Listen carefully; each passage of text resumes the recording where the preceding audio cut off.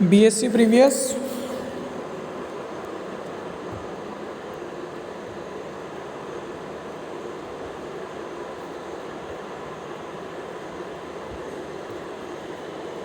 Physics पढ़ना है।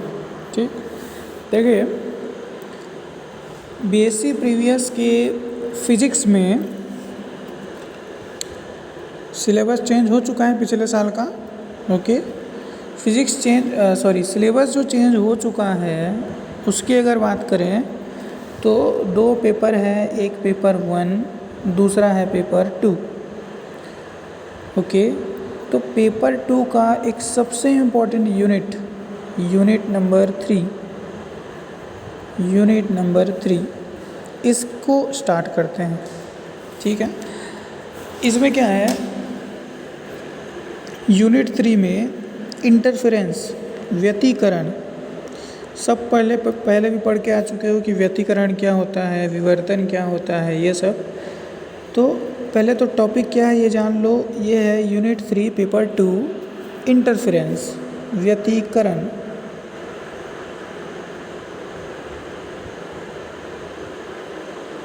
Interference या हिंदी में इसको कहते हैं व्यतिकरण।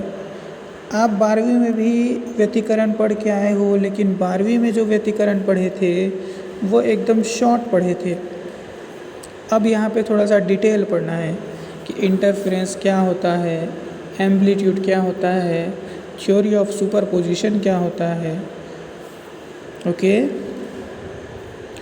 तो शुरुआत करते हैं इंटरफेरेंस। देखिए, डी ब्रोगली ने ये बताया था, कि पार्टिकल की डुअल नेचर होती है। ओके, डुअल नेचर इसका मतलब क्या है कि अगर कोई कण जो है वो बहुत ही अधिक स्पीड से चलता है, बहुत ही फास्ट चलता है, तो उससे एसोसिएटेड एक वेव होता है। जैसे इलेक्ट्रॉन एक पार्टिकल है, एक कण है, लेकिन अगर इसको बहुत ही स्पीड से फेंक दो इलेक्ट्रॉन को, तो वो उससे एसोसिएटेड एक वेव होगा। ओके, तो ये इलेक्ट्रॉन जो है वो पार्टिकल भी है और वेव भी है। ओके, इस प्रकार इसकी डुअल नेचर है, इसकी 2 प्रकृतियाँ हैं। कभी कभी ये कण के रूप में बिहेव करता है, कभी कभी ये किसके रूप में बिहेव करता है, एक तरंग के रूप में व्यवहार करता है। ओके, अब जाहिर सी बात है भाई कि अगर कण के रूप में व्यवहार कर रहा है तो कण के रूप में व्यवहार करने से जो एक्सपेरिमेंट्स होते हैं उनको एक्सप्लेन करना चाहिए। जैसे फोटो इलेक्ट्रिक इफ़ेक्ट, ये क्या होता है कि अगर किसी धातु पर कोई प्रकाश आपतित होती है तो उस धातु के तल से इलेक्ट्रॉन्स निकलने लगते हैं। ऐसे इस घटना को क्या बोलते हैं, फोटो इलेक्ट्रिक इफ़ेक्ट। और ये कब संभव है, जब प्रकाश किसकी तरह व्यवहार करे, कण की तरह। ओके, सेम टू सेम एक दूसरी घटना के बारे में बताता हूँ। दूसरी घटना है व्यतिकरण।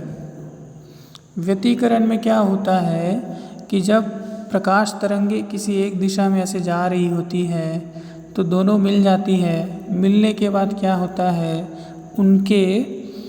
उनके तीव्रताओं में परिवर्तन हो जाता है। कभी तीव्रता ज़्यादा तो कभी तीव्रता कम हो जाती है। ठीक, ये घटना कब संभव है, जब ये जो प्रकाश है वो तरंग की भांति व्यवहार करे। ठीक है, तो प्रकाश तो एक ही है, कभी वो कण के रूप में व्यवहार करता है, कभी वो तरंग के रूप में व्यवहार करता है। व्यतिकरण ये सिद्ध करेगा कि प्रकाश जो है वो क्या है, एक तरंग है। यही चीज़ हमको आज पढ़ना है। ओके,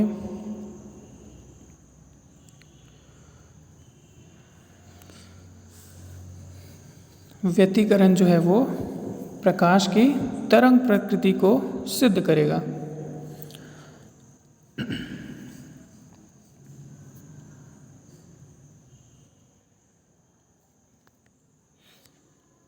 जैसे समझते चलना,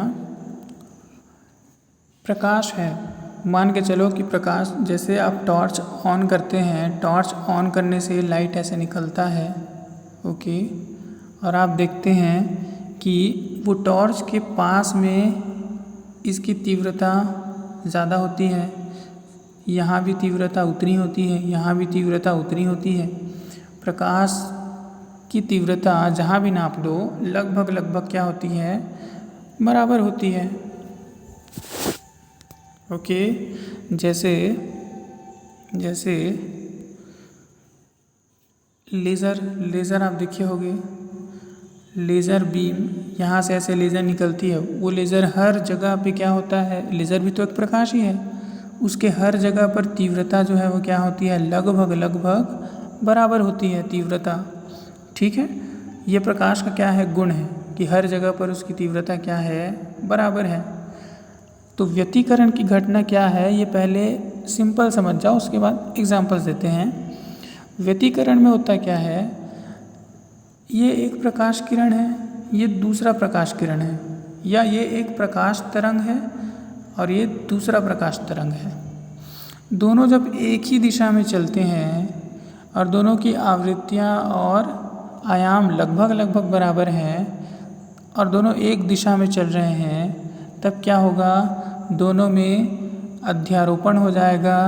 अध्यारोपण होने के बाद क्या होगा, प्रकाश की जो तीव्रता है कभी ज़्यादा होगा तो कभी कम होगा, फिर ज़्यादा होगा फिर कम होगा, ओके। प्रकाश की तीव्रता जहाँ पर ज़्यादा होगी वहाँ पे चमक दिखाई देगा, प्रकाश की तीव्रता जहाँ पर कम होगी वहाँ पे डार्क दिखाई देगा, काला दिखाई देगा ऐसा। फिर प्रकाश की तीव्रता अगर ज़्यादा हुई तो चमकदार दिखाई देगा, फिर तीव्रता कम हुई तो ये डार्क दिखेगा, ओके। ये कब होता है, दोनों तरंगों के अध्यारोपण हो जाने के पश्चात, और इसी घटना को ही कहा जाता है प्रकाश का व्यतिकरण, इंटरफेरेंस ऑफ लाइट, ओके। तो अब परिभाषा पे चले आते हैं। परिभाषा इसका बनाना है, बहुत ही सिंपल है परिभाषा। परिभाषा हमको ये लिखना है, जब प्रकाश किरण जिसकी आवृत्ति तथा आयाम लगभग बराबर हो, जरूरी नहीं है कि पूरा बराबर हो, लगभग बराबर हो, तथा वह माध्यम में एक ही दिशा में चलती है, तो उसके अध्यारोपण के पश्चात परिणामी तरंग की तीव्रता में परिवर्तन हो जाता है, तब इस घटना को क्या कहेंगे, व्यतिकरण कहेंगे। ये पहला परिभाषा। दूसरा परिभाषा और क्या हो सकता है, दूसरा परिभाषा ये हो सकता है, जब दो प्रकाश तरंगें किसी माध्यम में एक ही दिशा में गमन करती हैं और जिसके आयाम तथा आवृत्तियाँ लगभग बराबर हो, ओके, तो उन दोनों के अध्यारोपण के फलस्वरूप माध्यम के किसी बिंदु पर परिणामी तरंग के तीव्रता में या तो वृद्धि होगी तथा कमी होगी। अल्टरनेट वृद्धि और अल्टरनेट कमी। अल्टरनेट का मतलब एक को छोड़ के, उसको बोलते हैं अल्टरनेट, ठीक है। तो अल्टरनेट वृद्धि और अल्टरनेट कमी हो, तब उस घटना को क्या बोल देंगे, प्रकाश का व्यतिकरण, ओके। ये है प्रकाश के व्यतिकरण का दूसरा परिभाषा। लगभग सेम टाइप के हैं, बस वर्ड का बस खेल है, ओके। ये होता है प्रकाश का व्यतिकरण। अच्छा, इस व्यतिकरण की परिभाषा में एक सबसे इम्पोर्टेंट चीज़ क्या आया है कि अध्यारोपण। अध्यारोपण क्या होता है ये आया। अब थोड़ा सा इस अध्यारोपण को भी समझ जाते हैं अभी।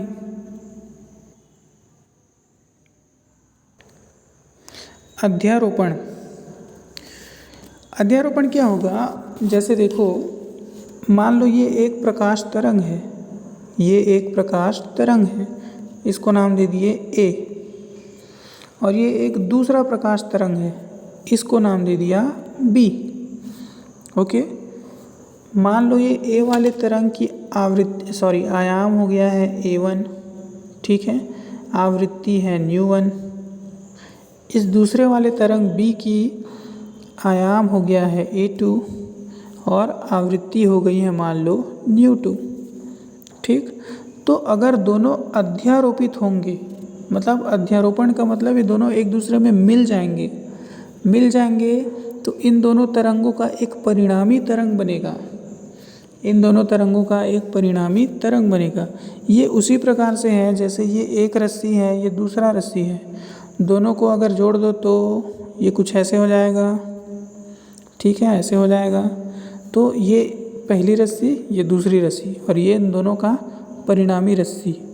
ठीक, सेम उसी प्रकार ये एक तरंग A दूसरा तरंग B, तो इन दोनों का अध्यारोपण हो जाएगा, मतलब दोनों एक दूसरे में मिल जाएंगे, तब इनका क्या बन जाएगा, एक परिणामी तरंग बनेगा। ओके, उस परिणामी तरंग का आयाम जो है वो हो जाएगा पहले तरंग का आयाम प्लस दूसरे तरंग का आयाम। यही सिद्धांत या यही थ्योरी क्या कहलाता है, थ्योरी ऑफ सुपरपोजिशन या अध्यारोपण का सिद्धांत। अब अगर ऐसा हो, ये तो दो तरंगों की बात हो गई भाई, और अगर ऐसा है मान लो तीन तरंगे हैं, एक तरंग 1, ये तरंग 2 और ये तरंग 3, इसका आयाम है A1, इसका आयाम है A2, इसका आयाम है A3 और तीनों अध्यारोपित होते हैं, तब परिणामी आयाम क्या हो जाएगा, A1 plus A2 plus A3। ये क्या है, परिणामी आयाम, ठीक। अगर इसी प्रकार मान लो 10 तरंगे हैं तो A4, A5, A6 ऐसा बढ़ते जाएगा। 100 तरंगे हैं तो 100 बार ऐसे करना पड़ेगा, ठीक। ये कहलाता है अध्यारोपण का सिद्धांत, थ्योरी ऑफ सुपरपोजिशन।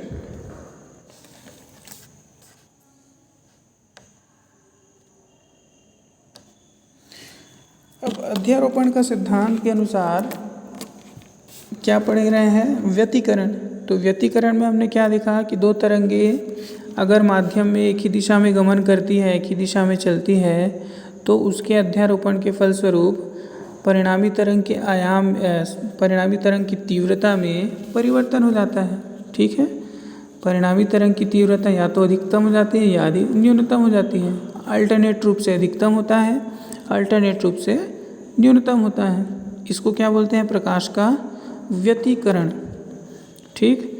अब ये जो व्यतिकरण है इसका मैथमेटिकल इंटरप्रिटेशन देखते हैं, मैथमेटिकली इसको कैसे शो किया जा सकता है।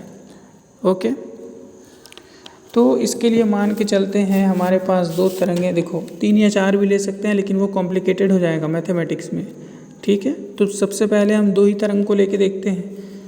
सबसे पहला मान लेते हैं ये है तरंग नंबर 1, मान लेते हैं 2 तरंगे हैं। ओके, एक तरंग का समीकरण दिया जाता है y1 is equals to a1 sine of omega t, ठीक। इस चीज़ में सबको समझते चलना है। y1 क्या है, विस्थापन, तरंग का क्या है, विस्थापन। a1 क्या है, उस तरंग का आयाम, एम्पलीट्यूड। ओमेगा क्या है, एंगुलर फ्रीक्वेंसी, कोणीय आवृत्ति। और t क्या है भाई, t जो है वो टाइम है। अच्छा, ये ओमेगा इज इक्वल्स टू होता है 2 पाई न्यू। ये ओमेगा को बोलते हैं कोणीय आवृत्ति, इसको बोलते हैं ओनली आवृत्ति, ठीक है। तो ये कोणीय आवृत्ति और आवृत्ति में संबंध ये होता है, ठीक है। तो y1 is equals to a1 sine of omega t। इस फॉर्मूले में देख लेते हैं क्या क्या है। y1 जो है वो विस्थापन है, a1 जो है वो क्या है, एम्पलीट्यूड है, आयाम है, ओमेगा क्या है, कोणीय आवृत्ति है, और t क्या है, टाइम है। ओके, मान लेते हैं ये क्या है, एक पहले तरंग का विस्थापन समीकरण। इसी प्रकार दूसरा तरंग ले लेते हैं। दूसरे तरंग का विस्थापन समीकरण मान लेते हैं y2 is equals to a2 sine of omega t plus phi. Okay, omega t plus phi, ये ऐसा। ठीक, यहाँ पे y2 क्या है, दूसरे तरंग का विस्थापन है। a2 क्या है, दूसरे तरंग का आयाम है। ओमेगा क्या है, दूसरे तरंग की कोणीय आवृत्ति है। t क्या है, टाइम है। अब एक चीज़ ध्यान से समझना, यहाँ पर भी ओमेगा, यहाँ पर भी ओमेगा। ऐसा क्यों? यहाँ पर y1 है, यहाँ पर y2 है, यहाँ पर a1 है, यहाँ पर a2 है। तो यहाँ पर अगर ओमेगा है, यहाँ भी ओमेगा क्यों? यहाँ पर ओमेगा 1, यहाँ पर ओमेगा 2 होना चाहिए। ऐसा अगर सोच रहे होगे तो मैं एक्सप्लेन कर देता हूँ। मैंने पहले ही परिभाषा में बोला कि व्यतिकरण किन में होता है भाई? व्यतिकरण होता है लगभग समान आयाम तथा आवृत्तियों वाले में होता है। लगभग समान आवृत्तियाँ, तो कोणीय आवृत्तियों को लगभग हम क्या मान सकते हैं? समान मान सकते हैं, या इसको इक्वल्स टू ओमेगा। इसलिए ये दोनों क्या है, 1 और 2 करके नहीं लिखा गया है। ओके, अब एक नया चीज़ यहाँ पे इंक्लूड हो गया है, वो क्या है? फाई। फाई क्या है भाई? दोनों में कलांतर, दोनों की कलाओं में अंतर है। फाई क्या है? दोनों की कलाओं में अंतर।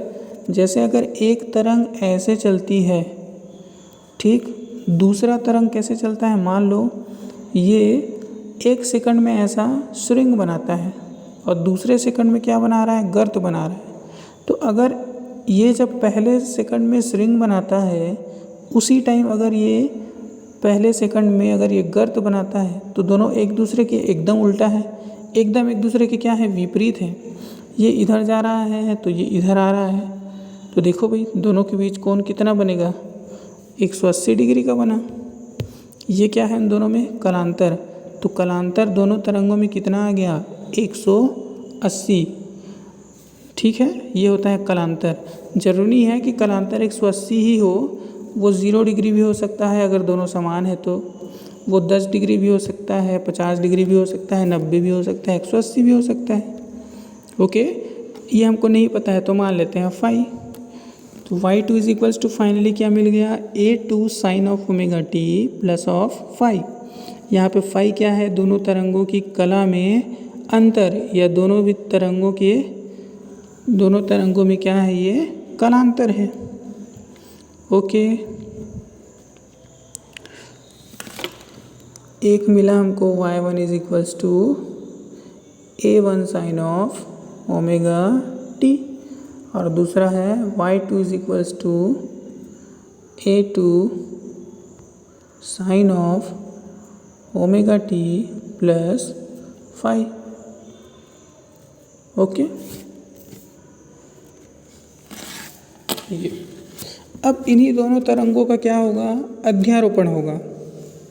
दोनों तरंगे मिलकर के क्या करेंगे? व्यतिकरण बनाएंगे। ठीक, तो अध्यारोपण का सिद्धांत क्या बोलता है भाई? कि y इज इक्वल्स टू परिणामी तरंग, y is equals to y1 plus y2। तो y इज इक्वल्स टू क्या मिल जाएगा? दोनों को जोड़ दो। ठीक है, दोनों को अगर जोड़ेंगे तो a1 sine of omega t plus दूसरा क्या है? a2 sine of omega t plus phi. ये ऐसा। अब यहाँ पे ध्यान से इस चीज़ को देखना, इस चीज़ को, यहाँ पे क्या लिखा हुआ है? Sine of omega t plus phi. ये एक फॉर्मूला होता है, अगर किसी को याद हो तो, साइन ए प्लस बी। इसका फॉर्मूला क्या होता है कि sign A cos B plus cos A sine B. वो फार्मूला यहाँ पे अप्लाई कर देते हैं। ठीक है, अगर वो फार्मूला यहाँ पे अप्लाई कर देते हैं तो क्या होगा? केवल उसी वाले को बता रहे हूँ। Sine of omega t plus phi is equals to sine of A cos of B plus cos of A sine of B, ये होगा। ओके, ये हो गया। अच्छा, इसके साथ A2 भी है, तो यहाँ पे क्या लगेगा A2, यहाँ भी क्या लगेगा A2।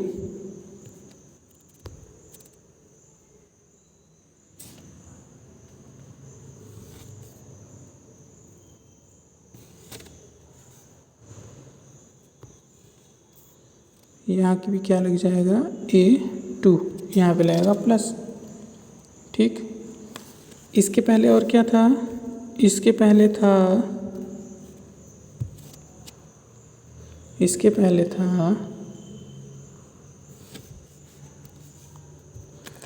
इसके पहले यहाँ पे था कि ये प्लस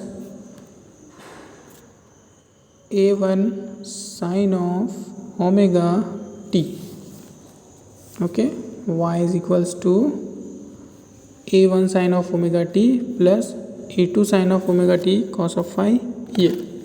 अच्छा, यहाँ पे बेसिकली हमको देखना है कॉमन चीज़ें कहाँ पे दिख रही हैं। ये साइन ऑफ ओमेगा टी, ये भी sine of omega t common दिख रहा है, तो इन दोनों को कॉमन कर लिया जाए। कॉमन कर लेंगे तो बच जाएगा क्या, A1 plus A2 cos of phi.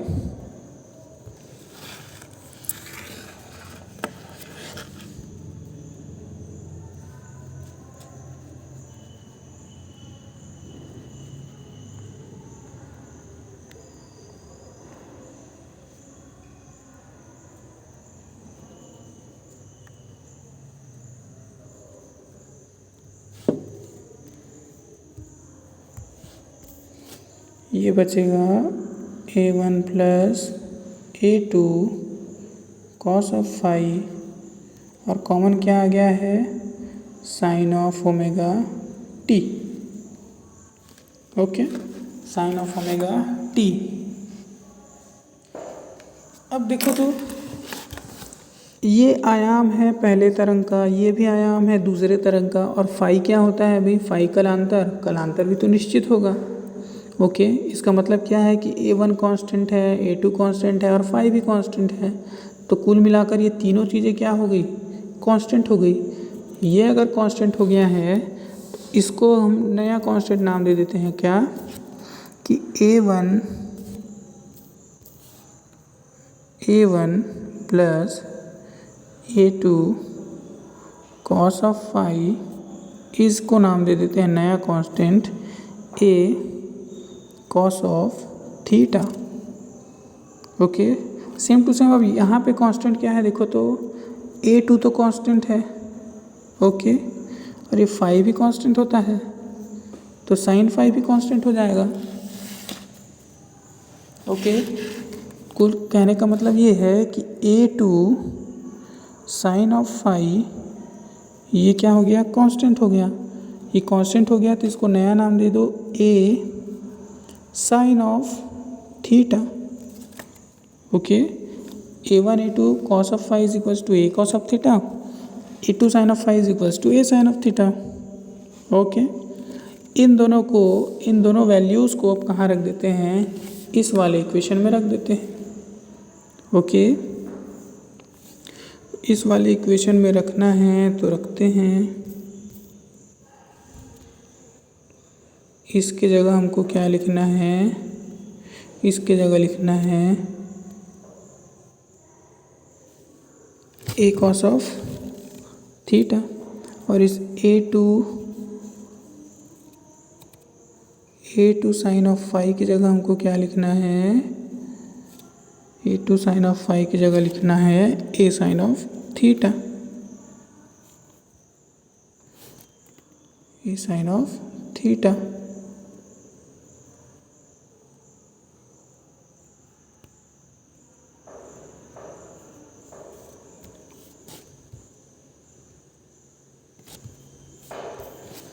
यहाँ पे लिखना है हमको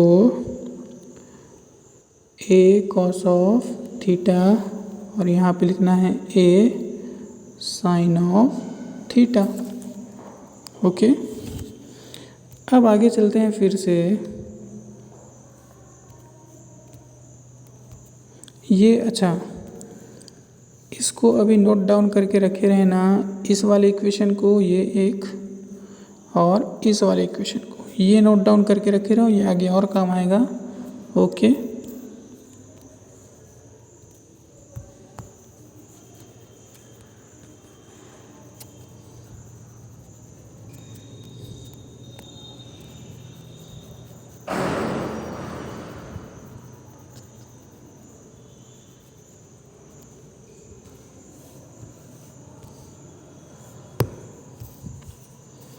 अच्छा, यहाँ पे बेसिकली ये देखो, sine A cos B plus cos A sine B, ये फिर से एक फॉर्मूला बन गया।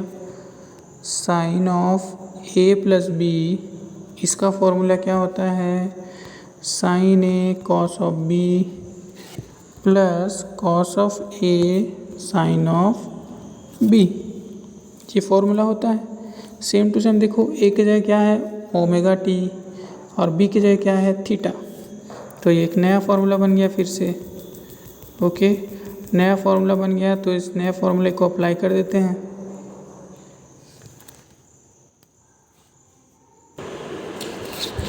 तो ये वाला फार्मूला अब लगाने से अब क्या होगा, अगर ये फार्मूला हम अप्लाई करते हैं यहाँ पे, तो ए तो देखिए दोनों में कॉमन दिख रहा है ए, ठीक, तो ये कॉमन आ जाएगा, y इज इक्वल्स टू ए, क्या आ गया, कॉमन आ गया। अब बच गया क्या, cos of theta sine of omega T, sine of cos of omega T sine of theta.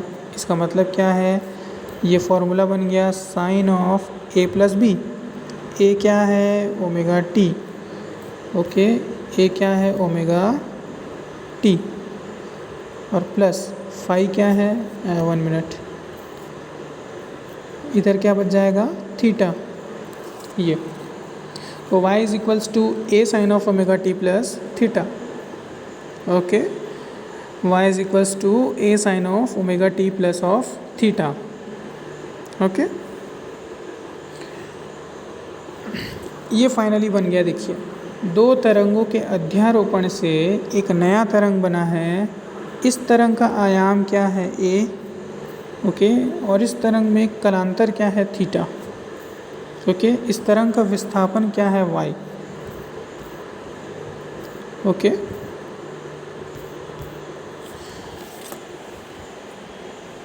अब हमको परिणामी आयाम, ये जो है रिजल्टेंट एम्पलीट्यूड है, परिणामी आयाम, इसका वैल्यू निकालना है।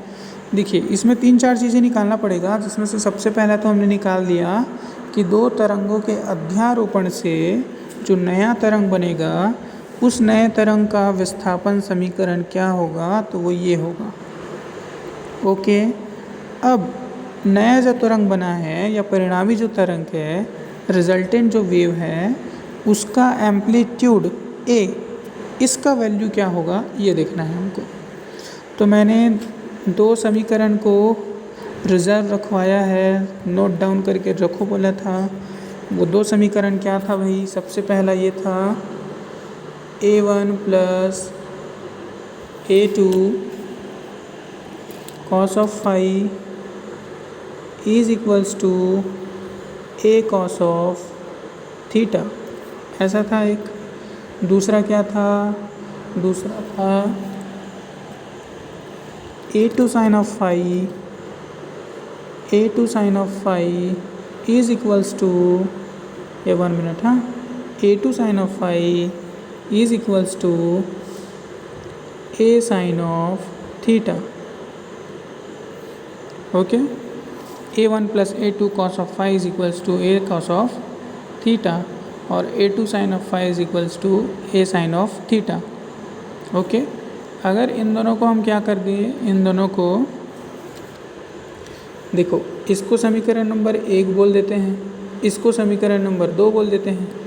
अगर इन दोनों समीकरणों को हम क्या कर दें, दोनों समीकरणों को वर्ग करके जोड़ दें, तो अगर इन दोनों समीकरणों का वर्ग करके जोड़ देते हैं तो क्या होगा, ये a का स्क्वायर, या इसमें यहाँ पे देखना ना, यहाँ पे a का स्क्वायर, फिर कॉस स्क्वायर थीटा, प्लस दूसरे समीकरण में देखो यहाँ पर, यहाँ वहाँ क्या है, ए और साइन ऑफ थीटा है, तो ए का स्क्वायर वो कॉमन आ गया, बच गया क्या, साइन का स्क्वायर थीटा।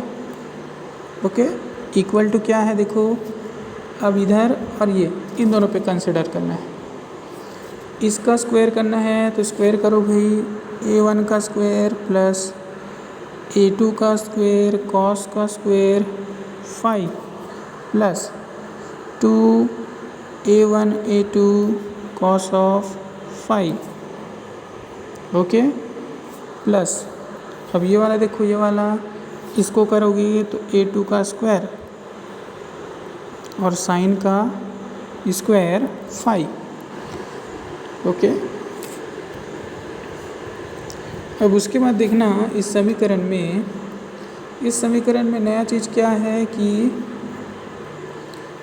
a का स्क्वायर कॉमन आया है, उसके बाद क्या बच गया है, देखो cos square theta plus sign square theta. तो सबको पता है 10वीं से पढ़ते आ रहे हो, 9वीं से, कि sine square theta plus cos square theta is equals to कितना होता है, 1 होता है।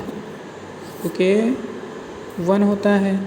तो यहाँ पे लिख दो a का स्क्वायर और इसके जगह क्या लिखेंगे, 1 लिखेंगे। तो 1 लिखो या मत लिखो, एक ही बात बराबर है, इक्वल टू। अब देखो यहाँ पर a1 का स्क्वायर है तो लिखो भैया a1 का स्क्वायर, फिर क्या है, अच्छा यहाँ पे ध्यान से देखना, ये a2 का स्क्वायर और ये भी a2 का स्क्वायर, ठीक। तो a2 का स्क्वायर क्या आ जाएगा, कॉमन आ जाएगा, बच गया क्या, sine square phi plus cos square phi. फिर सर्व समीकरण बन गया, sine square theta plus cos square theta is equals to 1। तो यहाँ पे इंटू 1, ये चाहो तो ना लिखो तो भी चलेगा।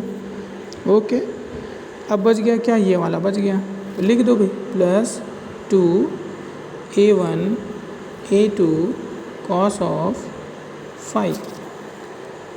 ओके, फाइनली हमको a का स्क्वायर का वैल्यू मिल गया। हमको निकालना क्या है, a का मान। तो a का मान निकालने के लिए क्या करेंगे, a का मान निकालने के लिए हमको सबसे पहले करना पड़ेगा, जो स्क्वायर है उसको पक्षांतर कर दो। स्क्वायर को उधर पक्षांतर करेंगे तो क्या होगा, अंडर रूट लग जाएगा।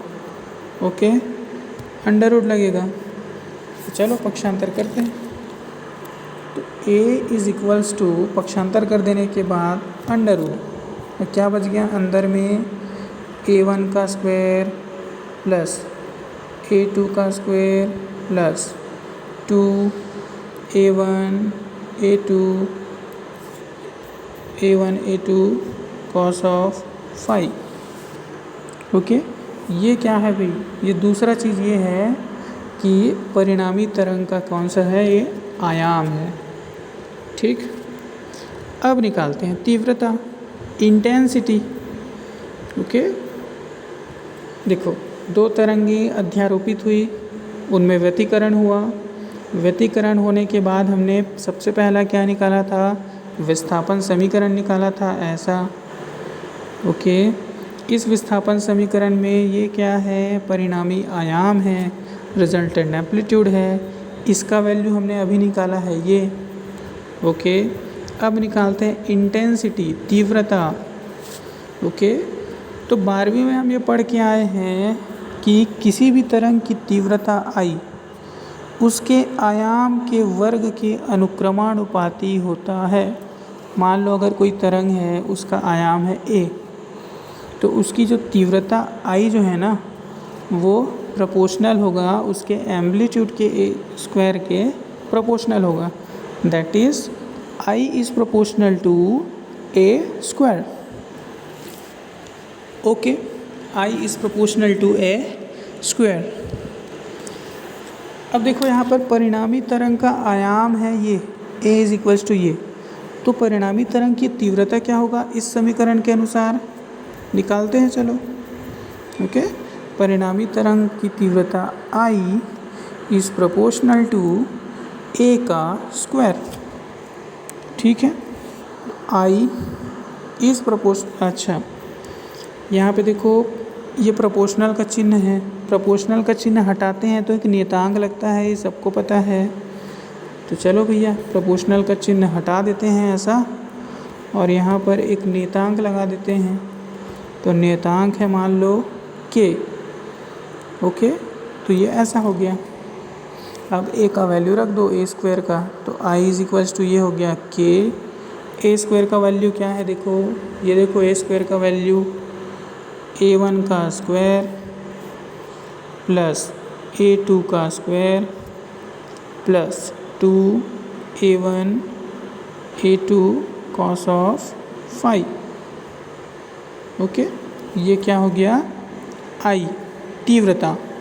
तो तीव्रता intensity is equals to constant k into a1 का स्क्वायर a2 का square plus 2a1 a2 cos of 5। Okay,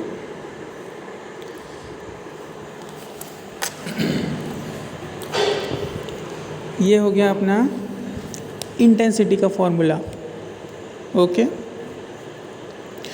तो दो तरंगों के व्यतिकरण के फलस्वरूप हमने अभी तीन चीज़ों का अध्ययन किया। सबसे पहले हमने क्या अध्ययन किया कि दो तरंगें अगर अध्यारोपित होती हैं तो उसके अध्यारोपण के फलस्वरूप परिणामी जो तरंग बनता है उसकी आवृत्ति उसका विस्थापन समीकरण क्या होगा। ठीक, तो वो निकाल लिए हम, y इज इक्वल्स टू जो भी बनता था वो। ओके, फिर उसका परिणामी तरंग का क्या निकालना था, आयाम निकालना था। तो परिणामी तरंग का आयाम निकालने के लिए जो दो इक्वेशंस थे उन दोनों का स्क्वायर करके हमने ऐड किया। ऐड करने के बाद जो कैंसिल हो रहे थे उनको कैंसिल किया, जो डिलीट हो रहे थे उनको डिलीट किया। फाइनली हमारे पास ये इक्वेशन आया। यहाँ से हमने स्क्वायर को इधर पक्षांतर किया तो जो बच गया वही क्या है, रिजल्टेंट एम्पलीट्यूड ये। ओके, अब चौथी चीज़ ये है, तीसरा चीज़ ये है, एम्पलीट्यूड आ गया तो अब हमको क्या निकालना पड़ेगा, इंटेंसिटी। तो इंटेंसिटी निकालने के लिए हमें एक फॉर्मूला याद है, किसी भी तरंग की इंटेंसिटी जो है उसके एम्पलीट्यूड के स्क्वायर के प्रोपोर्शनल होता है। वो फॉर्मूला हमने लगाया तो हमें ये मिला। ओके, और इस फॉर्मूले के बेसिस पे हमको परिणामी तरंग, रिजल्टेंट वेव, उसका हमें क्या मिला है, ये इंटेंसिटी का फॉर्मूला। ओके, तीन चीज़ें यहाँ से कवर हो चुकी हैं। कौन कौन सी तीन चीज़ें, परिणामी विस्थापन, रिजल्टेंट, ओके, दूसरा क्या मिला है हमको, परिणामी आयाम, रिजल्टेंट एम्पलीट्यूड। ओके, और तीसरी और महत्वपूर्ण चीज़ क्या मिली है, परिणामी तीव्रता, रिजल्टेंट इंटेंसिटी। ओके, ये तीन चीज़ें। ओके, बाकी देखते हैं नेक्स्ट क्लास में। अब ये तीन चीज़ें हम जो देख लिए हैं, आगे का इंटरप्रिटेशन देखेंगे कि अगर दोनों तरंगों का आयाम जो है वो बराबर हो तब की कंडीशन में परिणामी आयाम क्या होगा, उसकी तीव्रता क्या होगी। हम ये देखेंगे कि दोनों में अगर कलांतर 180 डिग्री का है तब क्या होगा। फिर इसके प्रकार भी आएंगे, समपोषी व्यतिकरण, विनाशी व्यतिकरण, ये क्या होता है ये भी देखना है हमको। ओके, तो बाकी देखते हैं नेक्स्ट क्लास में। अभी फ़िलहाल यहीं तक। ओके।